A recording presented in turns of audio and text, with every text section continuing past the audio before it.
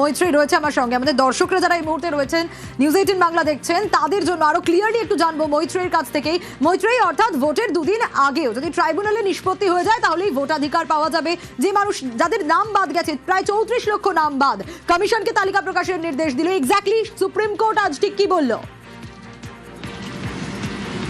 দেখো, সুপ্রিম কোর্টে প্রধান বিচারপতির বেঞ্চে বাংলার এসআইআর মামলার শুনানি হয়েছিল গত 13ই এপ্রিল। সেখানে এসআইআর মামলার শুনানির পরে নিজেদের রায় রিজার্ভ রেখেছিল সর্বোচ্চ আদালত এবং ওপেন কোর্টে তাদের রায় জানায়নি। সেই রায় আজকে জানানো হয়েছে সর্বোচ্চ আদালতের প্রধান বিচারপতির বেঞ্চের তরফ থেকে, এবং সেখানেই জানানো হয়েছে যে অ্যাপিলেট ট্রাইব্যুনাল তারা যদি প্রথম দফার নির্বাচনের জন্য 21শে এপ্রিলের মধ্যে কোনো আবেদনের নিষ্পত্তি করে বা কাউকে বৈধ ভোটার হিসাবে মান্যতা দেয়, তাহলে সেই ব্যক্তির নাম সাপ্লিমেন্টারি তালিকায় তুলতে হবে। এবং দ্বিতীয় দফা নির্বাচনের ক্ষেত্রে সেই কাট অফ ডেটটা 27 তারিখ, অর্থাৎ দুটি ক্ষেত্রে নির্বাচনের ঠিক দুদিন আগে পর্যন্ত অ্যাপিলেট ট্রাইব্যুনাল যে সমস্ত আবেদনের নিষ্পত্তি করবে, সেই সমস্ত আবেদনের ক্ষেত্রে নামের বৈধ বলা বা অবৈধ বলা, সেক্ষেত্রে দাঁড়িয়ে সেই সমস্ত ব্যক্তিদেরকে যারা বৈধ হিসেবে পরিচিত মান্যতা পাবেন ট্রাইব্যুনালের কাছে, সেই সমস্ত বৈধ ভোটাররা ভোট দেওয়ার অধিকার পাবেন এবং তারা চলতি নির্বাচনেই তারা ভোট দিতে পারবেন, এটা স্পষ্ট করে দিয়েছে আজকে সর্বোচ্চ আদালত। এবং সেক্ষেত্রে দাঁড়িয়ে জাতীয় নির্বাচন কমিশনকে একটি সাপ্লিমেন্টারি তালিকা প্রকাশ করতে হবে। সাধারণভাবে রিপ্রেজেন্টেশন অফ পিপলস অ্যাক্ট অনুযায়ী যে কোনো নির্বাচনের ভোটার তালিকা ফ্রিজ হয়ে যায়, সেই নির্বাচনের সেই সংশ্লিষ্ট নির্বাচনের নমিনেশন দেওয়ার শেষ দিনই ভোটার তালিকা ফ্রিজ হয়ে যায়। অর্থাৎ প্রথম দফার যে 23 তারিখে নির্বাচন রয়েছে তার ভোটার তালিকা ফ্রিজ হয়ে গিয়েছে 6ই এপ্রিল। কিন্তু সেই জায়গা থেকে এগিয়ে গিয়ে প্রধান বিচারপতির বেঞ্চ সর্বোচ্চ আদালতের তারা তাদের বিশেষ ক্ষমতা প্রয়োগ করেছে, সাংবিধানিক ক্ষমতা আর্টিকেল 142 প্রয়োগ করে তারা সেই সাংবিধানিক অধিকার প্রয়োগ করে তারা জানিয়ে দিয়েছে যে ট্রাইব্যুনাল যদি আরও ব্যক্তিদেরকে ক্লিয়ার করে, অর্থাৎ তাদের আবেদনকে মান্যতা দেয়। আমরা জানি যে 29 লক্ষ নাম বাদ গিয়েছে অ্যাপিলেট এই অ্যাডজুডিকেশন তালিকা থেকে, এবং গত 11ই এপ্রিল পর্যন্ত প্রায় 34 লক্ষেরও বেশি আবেদন জমা পড়েছে। অর্থাৎ এর মধ্যে এই 29 লক্ষ যাদের নাম বাদ গিয়েছে তাদের নামের সংযুক্তিকরণের যেরকম আবেদন রয়েছে, এমনই তার সঙ্গে সঙ্গেই কিন্তু নাম বাদ দেওয়ার জন্যও কিন্তু অবজেকশনও জমা পড়েছে। সেই ক্লেমস এবং অবজেকশনস এর যে সব আবেদন রয়েছে, সেই আবেদনের নিষ্পত্তি করার দায়িত্ব অ্যাপিলেট ট্রাইব্যুনালের রয়েছে। অ্যাপিলেট ট্রাইব্যুনাল ইতিমধ্যেই কাজ করতে শুরু করেছে।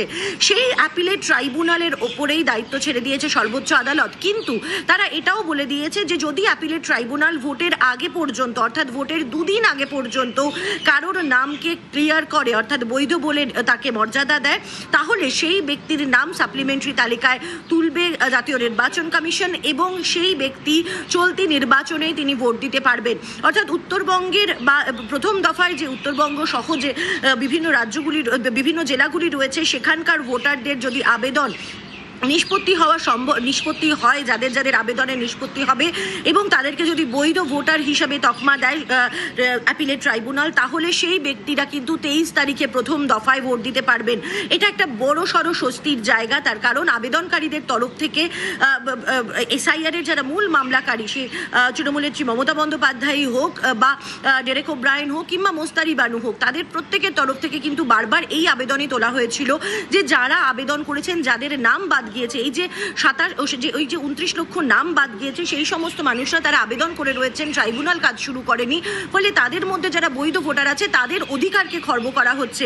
এবং সেই জায়গা থেকেই নিজের বিশেষ ক্ষমতা প্রয়োগ করেছে সর্বোচ্চ আদালত এবং তাদের সেই অধিকার প্রতিষ্ঠা করার ক্ষেত্রে এক ধাপ এগিয়ে নিয়ে গেছে। এবং এটা কিন্তু ঐতিহাসিক এবং নজিরবিহীন পদক্ষেপ সর্বোচ্চ আদালতের পক্ষ থেকে, কারণ এর আগে কখনো নির্বাচনের মাত্র দুদিন আগে ভোটার তালিকায় সাপ্লিমেন্টারি নাম যোগ হয়েছে এরকম নজির কিন্তু নেই ভারতের ইতিহাসে। সেই ঘটনাই ঘটতে চলেছে। সর্বোচ্চ আদালত বাংলার পশ্চিমবঙ্গে নির্বাচনের ক্ষেত্রে সেই নির্দেশই দিয়েছে এবং এটাকে গিয়ে কোথাও একটা যারা মামলাকারীরা রয়েছেন তারা কিন্তু নিজেদের জয় হিসেবেই দেখছেন, তার কারণ তারা যে আবেদন করেছিলেন সেই আবেদনকেই কোথাও গিয়ে একটা মান্যতা দিল সর্বোচ্চ আদালত। একটা বিষয় জানতে চাইবো মৈত্রী, একটু আমাদের দর্শকদের জন্য, যে নিঃসন্দেহে তুমি যেমনটা বলছিলে, আমরা দেখেছিলাম যে সাধারণ মানুষের হয়ে সওয়াল করেছিলেন খোদ মুখ্যমন্ত্রী তৃণমূল সুপ্রিমো মমতা বন্দ্যোপাধ্যায়, এবং সেই জায়গা থেকে দাঁড়িয়ে 26-এর ভোটের আগে এটা যে আরো একটা নজিরবিহীন ঘটনা তা বলার অপেক্ষা রাখে না। কিন্তু তুমি বলছিলে যে বিশেষ ক্ষমতা প্রয়োগ করে এই সিদ্ধান্ত বা এই নির্দেশ দেওয়া হয়েছে সুপ্রিম কোর্টের তরফ থেকে। এই যে বিশেষ ক্ষমতার কথা তুমি বলছো, একটু তোমার কাছ থেকে এই বিষয়টা ক্লিয়ারলি জানতে চাইবো। দেখো, সর্বোচ্চ আদালতের হাতে বেশ কিছু বিশেষ ক্ষমতা রয়েছে। তার মধ্যে আর্টিকেল 142 বা জাস্টিস এস্টাবলিশ করার, অর্থাৎ বিচার, সার্বিক বিচার প্রতিষ্ঠা করা, সেটার অধিকার রয়েছে। আর্টিকেল 142 বলে যে সার্বিক বিচার যেখানে করার দরকার রয়েছে সেই অধিকার দেওয়ার বা সেই সার্বিক বিচার করার অধিকার বা এখতিয়ার সর্বোচ্চ আদালতের রয়েছে, এবং সেই ক্ষমতা কিন্তু সমস্ত ক্ষমতাকে সুপারসিড করে দেয়। অন্যান্য সমস্ত ধারা বা সমস্ত ক্ষমতাকে সুপারসিড করে সর্বোচ্চ আদালতের হাতে এই ক্ষমতা রয়েছে যে তারা যদি মনে করেন যে কোথাও অবিচার হচ্ছে, তাহলে সেখানে আলটিমেট জাস্টিসকে এস্টাবলিশ করার জন্য বা চূড়ান্ত বিচারকে এস্টাবলিশ করার জন্য তারা এই আর্টিকেল 142-কে ইনভোক করতে পারে।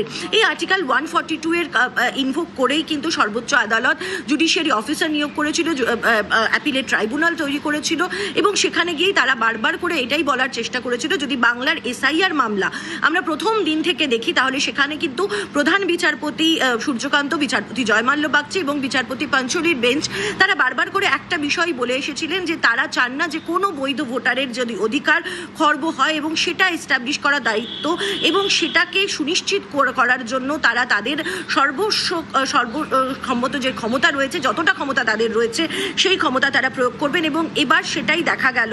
তার কারণ কোথাও গিয়ে প্রধান বিচারপতির বেঞ্চও তারা মনে করেছেন এই যে 29 লক্ষ মানুষের নাম বাদ গিয়েছে এবং এই যে 34 লক্ষ আবেদন জমা পড়েছে, তার মধ্যে নিশ্চয়ই বৈধ ভোটার থাকবেন, এবং এই যে যারা বৈধ ভোটার রয়েছেন তাদের ভোট দেওয়ার যে অধিকার রয়েছে সেই অধিকার যাতে কোনোভাবে খর্ব না হয়, সেই কারণেই আর্টিকেল 142-কে ইনভোক করা হয়েছে সর্বোচ্চ আদালতের তরফ থেকে। এবং আর্টিকেল 142-র এই বিশেষ ক্ষমতা প্রয়োগ করে এই নির্দেশ জাতীয় নির্বাচন কমিশনকে দিয়েছে, যেখানে ভোটাররা নির্বাচনের দুদিন আগে পর্যন্ত যদি তাদের নাম ক্লিয়ার করে অ্যাপিলেট ট্রাইব্যুনাল, তাহলে তারা ভোট দিতে পারবেন এবং তাদের নাম সাপ্লিমেন্টারি তালিকায় যুক্ত করা হবে, এবং তারা সেই তারপরের দুদিন বাদের যে নির্বাচন সেখানে তারা ভোট দিতে পারবেন। সোনিয়া, বেশ মৈত্রেয়ীর সঙ্গে থাকো। এবং 26-এর ভোটের আগে আবারও নজিরবিহীন ঘটনা, ভোটের 48 ঘন্টা আগেও নাম উঠতে পারে তালিকায়। আর এই ঘটনাকে বা সুপ্রিম কোর্টের এই নির্দেশকে কিভাবে দেখছে তৃণমূল, কি রিয়াকশন তাদের, শোনাবো। যেটা পরিষ্কার যে 21 তারিখ পর্যন্ত যত অ্যাপিল ডিসাইড হবে, যদি ইনক্লুশন হয় সেগুলো অ্যাড হবে, এবং ওপাশে হচ্ছে 27 তারিখ সেকেন্ড ফেজে যতগুলো অ্যাপিল অ্যালাউ করবে যাদের নাম, তাদের নাম ইনক্লুড হবে। অতএব আমরা যা চেয়েছিলাম তা সেটা হলো। নিঃসন্দেহে পশ্চিমবঙ্গের ক্ষেত্রে যেভাবে লজিক্যাল ডিসক্রিপেন্সির নাম করে যেভাবে ভোটারের নাম কাটা হয়েছে, এ তো বেনজির।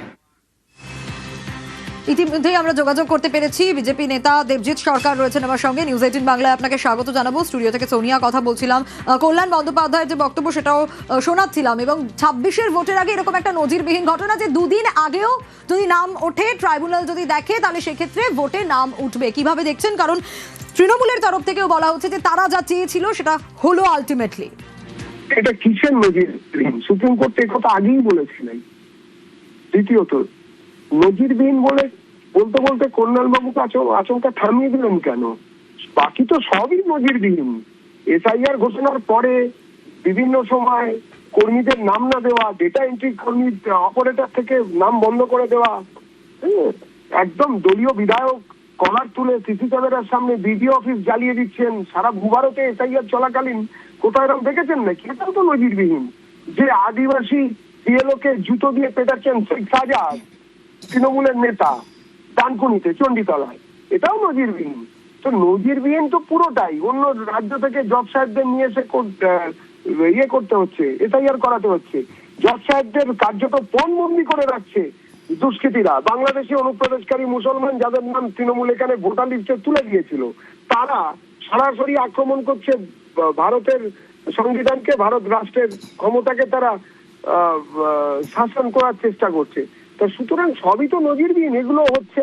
এসবের জন্য তৃণমূল দায়ী, তৃণমূলই বুঝবে। আর বাহাদুরি নেবার কিছু নেই। সুপ্রিম কোর্টের মহামান্য সুপ্রিম কোর্ট যেটা করেছেন সেটা স্বাভাবিক। 142 দ্বারা বহু জায়গায় অ্যাপ্লাই করেছেন এবং সেটাই হয়ে থাকে। কিন্তু আমাদের বাহাদুরি নেওয়ার মতন কি হলো কে জানে? ওনারা চেয়েছিলেন নাকি? ওনারা মৃত ভোটার বাংলাদেশি অনুপ্রবেশকারী মুসলমানদের রাখতে চেয়েছিলেন। সুপ্রিম কোর্ট নিশ্চয়ই সেটাকে অ্যালাউ করেননি। ধন্যবাদ জানাবো আপনাকে। এই খবরে আমাদের নজর থাকবে, একটা ব্রেকের পর ফিরছি।